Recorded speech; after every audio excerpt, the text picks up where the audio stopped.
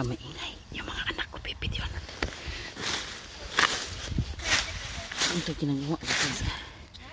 Natanggal ko yung galay. Do you know what is galay?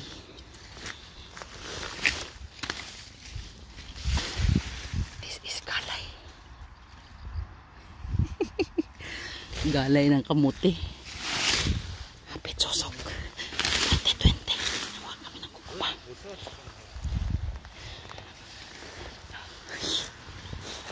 Layuan lang natin kasi ay, anong ginawa ko?